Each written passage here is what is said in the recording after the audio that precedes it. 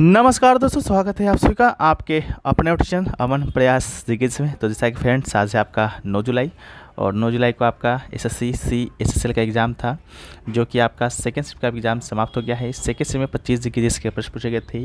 25 में से अधिकतम जितना रियल प्रश्न हो सकते थे वो सभी प्रश्न मिल गए हैं। तो आज के इस वीडियो में हम उनसे प्रश्नों को देखेंगे, साथ में उनसे जुड़े इंपॉर्टेंट एक्स्ट्रा फैक्ट्स को भी देखते चलेंगे।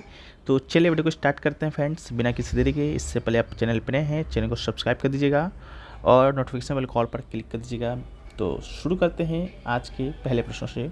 तो आज का पहला जो प्रश्न है वह है कि आईपीएस रश्मि शुक्ला को किसका महानिदेशक बनाया गया है। तो जो आईपीएस जो रश्मि शुक्ला थी 2021 में इनको एसएसबी का महानिदेशक बनाया गया था और यह एसएसबी की महानिदेशक बनने वाली आपकी दूसरी महिला थी, इसको भी याद रखिएगा। लेकिन वर्तमान में जो रश्मि शुक्ला है महाराष्ट्र की पहली महिला पुलिस महानिदेशक यानी कि डीजीपी नियुक्त हुई हैं 2024 में, तो इसको भी याद रखना है, थी अब नहीं है। इसके अलावा एसएसबी यानी कि सशस्त्र सीमा बल की बात करते हैं तो भारत की एक सीमा सुरक्षा बल है जो कि नेपाल और भूटान के साथ अपनी सीमाओं पर तैनात है। इसके अलावा इस बल की जो स्थापना है मूलतः विशेष सेवा ब्यूरो के नाम से 1963 में भारत चीन युद्ध के बाद दुश्मन की कार्रवाइयों के विरुद्ध भारत के सीमावर्ती क्षेत्रों को मजबूत करने के लिए किया गया था। इसके अलावा वर्तमान में एसएसबी की महानिदेशक की बात करते हैं तो ये आपके दलजीत सिंह चौधरी जो कि आईपीएस हैं वह हैं वर्तमान में। ठीक है, नेक्स्ट क्वेश्चन की ओर बढ़ते हैं। इससे पहले दोस्तों आपको बता दें कि अगर आप एसएससी सीएचएल 2024 1 से 8 जुलाई तक का old GK with extra fact के साथ पीडीएफ प्राप्त करना चाहते हैं तो आप ओनली 25 रुपये में आप इस पीडीएफ को प्राप्त कर सकते हैं। प्राप्त करने के लिए 2 व्हाट्सएप नंबर दिया गया है, दोनों में से आप किसी एक पर भी संपर्क कर सकते हैं तो ये पीडीएफ आपको मिल जाएगा।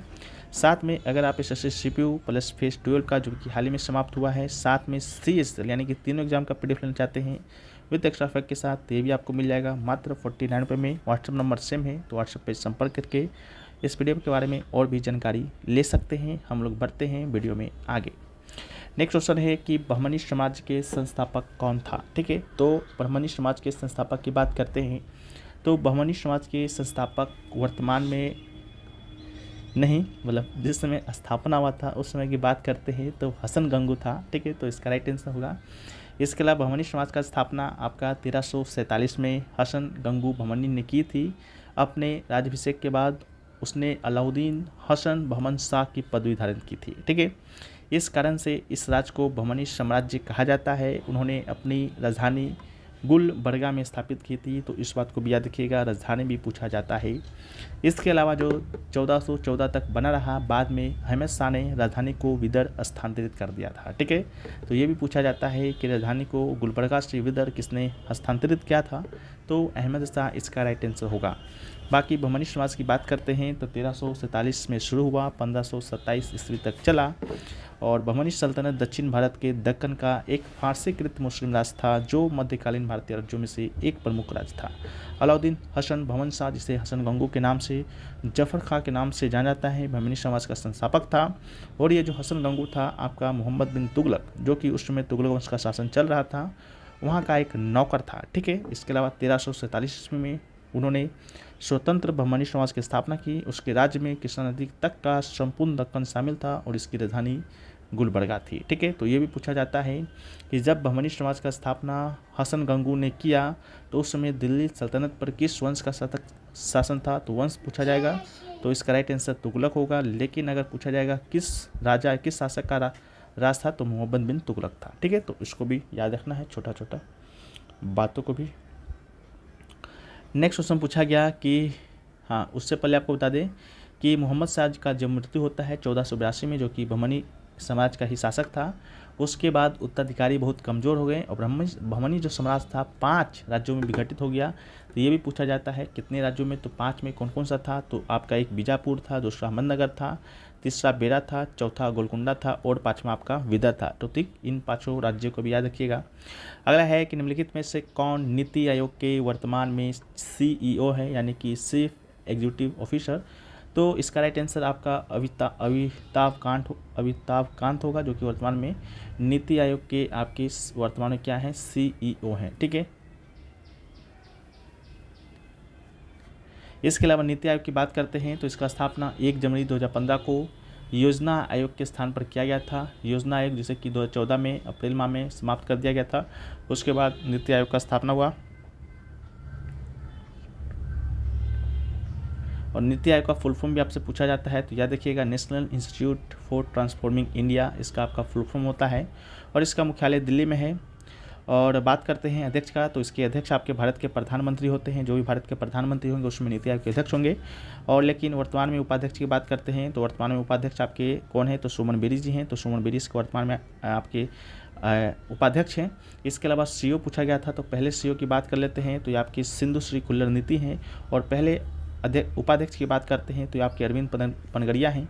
अरविंद पनगड़िया वर्तमान में आपके जो 16वां जो वित्त आयोग जो गठित हुआ है, ठीक है, उसका आपके अध्यक्ष भी अरविंद पनगड़िया ही हैं। तो इसको भी रिलेट कर याद रखना है। नेक्स्ट क्वेश्चन है कि वाइड गेंद क्या होता है। तो वाइड गेंद की बात करते हैं तो वाइड बॉल तब कहा जाएगा जब बल्लेबाज समान स्ट्रोक खेलते हुए गेंद तक पहुंचने में असमर्थ हो जाता है और जो टीम होता है उसके कुल स्कोर में 1 रन अतिरिक्त जोड़ दिया जाता है, ठीक है, लेकिन बल्लेबाज के कुल स्कोर में नहीं जोड़ा जाता है। इस बात को याद रखिएगा। तो वाइड गेंद के विषय में यही पूछा गया था। अगला है भोटिया लोक नृत्य किस राज्य से संबंधित है। तो भोटिया लोक नृत्य की बात करते हैं तो ये जो लोक नृत्य है आपका उत्तराखंड से संबंधित है। तो भोटिया नृत्य भोटिया या भोट जातीय समूह के द्वारा किया जाने वाला अनुष्ठान है। भोटिया जनजातीय जाति समूह ट्रांस हिमालयी क्षेत्र में स्थित है जो उत्तराखंड से जुड़ा हुआ है और जनजातीय समूह का नाम है जो कि तिब्बती भाषा में रखा गया है। इस बात को भी याद रखिएगा। इसके अलावा विभिन्न राज्यों के लोक नृत्य के बारे में देखें तो आंध्र प्रदेश से कुचिपुड़ी, वीरानाट्यम, बुट्टा बोमलू, भावाकल्पम, दप्पू, तपेता गुल्लू, लंबाडी, धिमसा, कोलट्टम को याद रखना है। असम से बिहू, बिछुआ, नटपूजा, महाराष्ट्र कलीगोपाल, बगुरुम्बा, नागा नृत्य, खेला गोपाल और झुमरा होब जानाई को याद रखना है। बिहार से जाजटीन, पनवरिया, युदेशिया, कजारी को याद रखना है। गुजरात से आपको गरबा को याद रखना है। डांडिया रास, टिप्पणी, जुरन, भवई को याद रखना है। हरियाणा से झूमर, फाग, डाफ, धमाल, लूर, गुगा, घोर, जागोर को। हिमाचल प्रदेश से झोड़ा, झाली, छारही, धामन, छपेली, महासू, नट्टी, डांगी। जम्मू कश्मीर से रऊ, हिकत, मंदजात, कुड्डी नाच याद रखना है। कर्नाटक से आपको यक्षगान, हुटारी, सुग्गी, कुनिथा, करगा, लाम्बी इसको याद रखना है। केरल से कथकली, मोहिनीअट्टम जो कि शास्त्रीय नृत्य है, ठीक है, तो इसको याद रखना है। इसके अलावा कूड़ा वरकल्ली है। महाराष्ट्र से बात करते हैं तो महाराष्ट्र से आपके लावनी को याद रखिए। डिंडी, काला, दहीकाल, दशावतार। उड़ीसा की बात करते हैं तो गोटुपुआ, छाऊ में भी मयूरभंज छऊ, घुमरा, रानप्पा, संबलपुरी नृत्य। पश्चिम बंगाल से लाठी, गंभीरा, ढाली, जतरा, बाउल, छाऊ जो कि पुरलिया छऊ के नाम से जाना जाता है, संथाली। पंजाब से भांगड़ा, गिद्दा दोनों एक ही हैं। गिद्दा महिलाओं के द्वारा और भांगड़ा पुरुषों के द्वारा। दफ, धमाल, दकारा। राजस्थान से बात करते हैं तो घूमर, गनगौर, झूललीला, कलबेलिया, छारी इसको याद रखना है। तमिलनाडु से भरतनाट्यम जो कि एक शास्त्रीय नृत्य है। कुम्मी, कोलट्टम, कवाडियट्टम याद रखना है। उत्तर प्रदेश से नौटंकी, रासलीला, कजरी, चापेली को याद रखना है। उत्तराखंड से बात करते हैं तो उत्तराखंड से भोटिया, चंफुली, छोलिया नृत्य को याद रखना है। गोवा से देखनी, फुगदी, सिगमो, घोड़े, जगोर, गोंफ, टुनिया मेल को याद रखना है। मध्य प्रदेश से जवारा, मटकी, अडा, खरा नाच, फुलपत्ती, गिरदा नृत्य, सेला लड़की, सिलभाधोनी मंच को याद रखना है। छत्तीसगढ़ से गोरमारिया, पैंथी या पंथी, राउत नाच, पंडवानी नृत्य की बात करते हैं तो इसका संबंध महाभारत से है। ये भी प्रश्न 2 से 4 बार पूछा जा चुका है। बेडामती, कपालिक, भारतरी चरित्र, चंदनानी। झारखंड से झूमर, झनानी झूमर, मर्दाना झूमर, पैका, फगुआ, मुंदारी नृत्य को याद रखना है। सरहुल, इसके बाद बाराव, छिटका, डोमकच, घोड़ा नाच, डांगा, ठीक है। अरुणाचल प्रदेश से बात करते हैं तो बुइया को याद रखना है। छालो, वांचो, इसके अलावा पासी, कोंगकी, पोनुंग, पोपीर, बारदोछाम। मणिपुर से आपका डोल चालम को याद रखना है। थंगटा को याद रखना है जो कि मणिपुर का एक मार्शल आर्ट है। लाई हरोबा, पुंगचोलम, खाम्बा थिबी, नुप्पा नृत्य, रासलीला। इसके बाद बात करते हैं तो मेघालय से साद सुक, मिनसेम को याद रखना है। साद नोक्रम को याद रखना है। लाहो को याद रखना है। मिजोरम से चेरो नृत्य, खुल्लम, छेलम, च्वांग, लाइजवान, जंग तालम, सरला मकई, सोलाकिया, तलंगलम को याद रखना है। नागालैंड से रेंगमा, बांस नृत्य, चंगी नृत्य, अलाउटू को याद रखना है। इसके अलावा त्रिपुरा से होजगिरी को याद रखना है। गाड़िया, झूम। इसके अलावा बात करते हैं सिक्किम से तो सिक्किम से सिंघी नाच, सिंघी छाम, याक छाम, तमांग सोलो को याद रखना है। मारूनी नाच को याद रखना है। लक्षद्वीप की बात करते हैं तो लाबा, कोलाकली, परी चाकली को याद रखना है, ठीक है, तो उसको याद रखना है। नेक्स्ट क्वेश्चन की बात करते हैं तो नेक्स्ट क्वेश्चन आपसे पूछा गया, आपसे मिलान करने को दिया गया था आपसे अनुच्छेद दिए गए थे, 3-4 अनुच्छेद था, 37, 38, 39, 40, ठीक है, जिसको मिलान करना था। तो ये सभी जो अनुच्छेद था आपके राज्य के नीतिक निर्देश से संबंधित था, जो कि 36 से 51 अनुच्छेद भाग 4 में वर्णित है, ठीक है। तो ये जो आपका नीति निर्देशक जो तत्व है आपका आयरलैंड के संविधान से लिया गया है। ये वो तत्व है जो संविधान के विकास के साथ ही विकसित हुआ है, और इन तत्वों का कार्य एक जन कल्याणकारी राज्य यानी कि वेलफेयर स्टेट की स्थापना करना है। तो उन सभी आर्टिकल को देख लेते हैं, सभी को नहीं देखते हैं, बस 36, 37, 38, 40 को देखते हैं, जो कि मिलान करने को आया था। बाकी आप लोग यहाँ पर दिया गया है, PDF में मिल जाएगा, तो आप लोग जाकर उसको पढ़ लीजिएगा। तो आर्टिकल 36 में राज्य की परिभाषा का वर्णन किया गया है। आर्टिकल 37 में इस भाग में अंतर्वृष्ट तत्वों को लागू होना अनिवार्य है, जो न्यायालय के द्वारा अपरिवर्तनीय है। आर्टिकल 38 राज्य लोक कल्याण की अभिवृद्धि के लिए सामाजिक व्यवस्था बनाएगा, उससे संबंधित है। आर्टिकल 49 राज्य भौतिक और अभौतिक साधनों के संकेंद्रण को रोकेगा। राज्य महिलाओं व बालकों और पुरुष की सभी अवस्था को ध्यान रखेगा। समान कार्य के लिए समान वेतन की व्यवस्था रखी गई है आर्टिकल 39 में। वहीं पर आर्टिकल 39 के क में सामान्य न्याय निःशुल्क विधि सहायता का प्रावधान किया गया है। बाकी अनुच्छेद 40 में ग्राम पंचायत, बाकी 41, 42, 43, 43 का क्या है उसको आप लोग को पढ़ लेना है और वीडियो को लाइक कर देना है। नेक्स्ट क्वेश्चन है कि भारत की जनगणना 2011 स्वतंत्रता के बाद डैश की राष्ट्रीय जनगणना थी। तो स्वतंत्रता के बाद अगर पूछा होगा तो राइट आंसर 7वीं होगा, लेकिन ओवरऑल पूछा होगा तो राइट आंसर आपका 15वीं होगा, ठीक है। 1772 में पहली जनगणना हुआ था, उस समय से 15वीं जनगणना था। स्वतंत्रता के बाद 7वीं जनगणना था। इसके अलावा इस जनगणना में भारत के जो रजिस्ट्रार जनरल थे यानी कि महापंजीयक थे, वो थे आपके श्री चंद्रमौली, ठीक है। इसके अलावा ये जनगणना 2 चरण में किया गया था, इसको भी याद रखना है। और जनगणना का जो कार्य है जनगणना अधिनियम 1948 के प्रावधानों के तहत किया जाता है, इसको भी याद रखना है। और आपको बता दें कि जनगणना भारत के संविधान के अनुच्छेद 246 से संबंधित है। इसमें बताया गया है कि जो जनगणना होगा वह संघ का विषय होगा, ना कि राज्य का। इसके अलावा जनगणना 2011 के बारे में कुछ महत्वपूर्ण तथ्यों को देखें तो उस समय 35 केंद्र शासित प्रदेश राज्यों की संख्या हुआ करती थी। जिलों की संख्या आपका 640 हुआ करती थी। शहरों की संख्या 7,933, गाँव की संख्या 6,40,930। आबादी की बात करेंगे तो 1.21 करोड़। इसके अलावा लिंगानुपात की बात करते हैं तो 919 आपका बाल लिंगानुपात था, शिशु लिंगानुपात, ठीक है। इसके अलावा लिंगानुपात की बात करते हैं तो 940 था। आबादी का घनत्व आपका 382 व्यक्ति प्रति वर्ग किलोमीटर था। 10 की वृद्धि आपका 17.64% हुआ था। साक्षरता दर की बात करते हैं तो 74.04% साक्षरता दर है। कुल आबादी का 17.5% आबादी भारत में रहती है। इसके अलावा इसकी जो आबादी है भारत का America, Indonesia, Brazil, Pakistan, Bangladesh से भी अधिक है। और सबसे कम आबादी वाला केंद्र शासित प्रदेश अगर पूछेगा तो लक्षद्वीप है, जहाँ की आबादी 64,429 व्यक्ति हैं। इसके अलावा शीर्ष 5 शिक्षित राज्यों की बात करेंगे तो टॉप पर आपका केरल है, सेकंड पे लक्षद्वीप है, थर्ड पे मिजोरम है, फोर्थ पर गोवा है और 5 पे त्रिपुरा है। सर्वोच्च लिंगानुपात 5 राज्यों की बात करते हैं तो इसमें भी टॉप पर केरल ही है, पुडुचेरी सेकंड पर है, थर्ड पे तमिलनाडु है, फोर्थ पे आंध्र प्रदेश है और फिफ्थ पर छत्तीसगढ़ है। सबसे कम लिंगानुपात वाला 5 राज्य की बात करते हैं तो इसमें आपका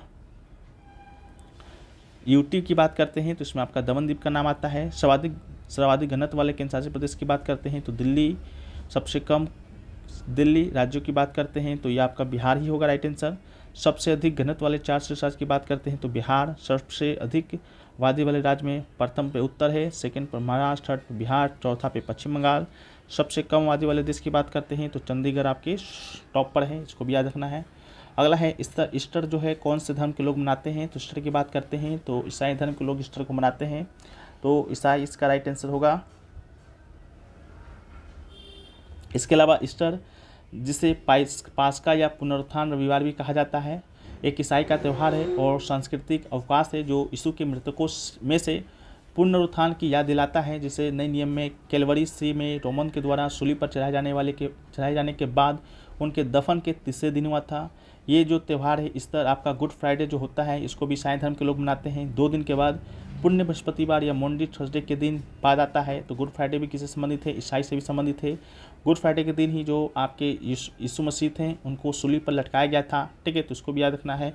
अगला है पूछा गया 2028 के ग्रीष्मकालीन ओलंपिक खेल की मेजबानी कौन सा देश करेगा तो राइट आंसर लॉस एंजलिस जो कि संयुक्त अमेरिका में है। 2028 के ग्रीष्मकालीन ओलंपिक खेल का मेजबानी करेगा। वहीं पर बात करते हैं 2032 के ग्रीष्मकालीन ओलंपिक का, ये आपका ऑस्ट्रेलिया के ब्रिस्बेन में होगा। 2024 जो कि इस साल होना है, जो कि आपका पेरिस फ्रांस में होगा। इसके अलावा 2026 का शीतकालीन ओलंपिक खेल की बात करते हैं तो ये दोस्तों आपका मिलान कोर्टिना डी एम्पोज जो कि इटली में होगा, इसको भी याद रखना है। साथ में 2020 का जो आपका हुआ था ओलंपिक, वो आपका टोक्यो जापान में हुआ था। 2022 का जो शीतकालीन ओलंपिक हुआ था वो आपका बीजिंग चीन में हुआ था, इसको भी याद रखना है। साथ में ग्रीष्मकालीन और शीतकालीन ओलंपिक में 2 साल का गैप होता है, ये भी याद रखना है। जो ग्रीष्मकालीन ओलंपिक होता है वह हर लीप ईयर्स में होता है, और जो शीतकालीन होता है वो लीप ईयर्स के हर 2 साल के बाद आयोजित होता है। पहला ग्रीष्मकालीन ओलंपिक आपका 1896 में आयोजित हुआ था। पहला शीतकालीन ओलंपिक आपका 1914 में आयोजित हुआ था, 1924 में हुआ था, इसको भी याद रखना है। नेक्स्ट क्वेश्चन है कि बॉम्बे प्रेसिडेंसी एसोसिएशन के संस्थापक कौन थे? तो राइट आंसर आपका होगा फिरोज शाह मेहता। तो फिरोज शाह मेहता इसका राइट आंसर होगा। फिरोज शाह मेहता के द्वारा 1885 में बॉम्बे प्रेसिडेंसी एसोसिएशन की स्थापना की गई थी। अन्य संस्थापक में बात करेंगे तो बदरुद्दीन तैयबजी और केटी तेलंग थे। बदरुद्दीन तैयबजी वही जो कि आपका 1886 में आपका कांग्रेस का जो अधिवेशन हुआ था उसकी अध्यक्षता इन्होंने किया था, और पहला मुस्लिम अध्यक्ष आपके यही थे, तो इसको भी याद रखना है साथ साथ, ठीक है। बदरुद्दीन तैयबजी आपका 1887 होगा, तीसरा कांग्रेस अधिवेशन की अध्यक्षता इन्होंने किया था। अगला है Mundra thermal power station Bharat के गुजरात राज्य के किस जिले में स्थित है? तो राइट आंसर आपका कच्छ जिला होगा। अंडानी पावर मुंद्रा गुजरात के कच्छ जिले में तालुका मुंद्रा में स्थित है। मुंद्रा SEZ विशेष आर्थिक क्षेत्र का स्थान कच्छ जिले में स्थित है, जो कच्छ की खाड़ी के उत्तरी तट से घिरा हुआ है। और साथ में अंडानी पावर ने मुंद्रा में 660 मेगावाट जनरेटिंग यूनिट पर आधारित पहली सुपर क्रिटिकल टेक्नोलॉजी को सिंक्रोनाइज करके इतिहास रचा था, और यह भारत में पहली सुपर क्रिटिकल जनरेटिंग यूनिट है, और ये कोयला आधारित इकाई है, तो इसको भी याद रखना है। तो ये भी पूछा आपसे गया था। बाद बाकी और जो क्वेश्चन अभी तक तो नहीं मिले हैं, इतना ही क्वेश्चन मिले हैं। बाकी और क्वेश्चन मिलेंगे तो उसको हम PDF में देने का प्रयास करेंगे। PDF आपको टेलीग्राम पे मिल जाएगा, लिंक डिस्क्रिप्शन में दिया गया है, तो आप लोग जाकर वहाँ से ज्वाइन कर लीजिएगा। बाद बाकी अगर आपका एग्जाम कल है CHSL का, तो अगर आप PDF लेना चाहते हैं 1 से लेकर 8 जुलाई जो कि आज का PDF में शामिल रहेगा, तो आप ले सकते हैं, इसको पढ़ सकते हैं। और साथ में CPU फेज़ 12 वो CHSL का लेना है तो वो भी ले सकते हैं और इसको पढ़ सकते हैं। जब तक के लिए जय हिंद।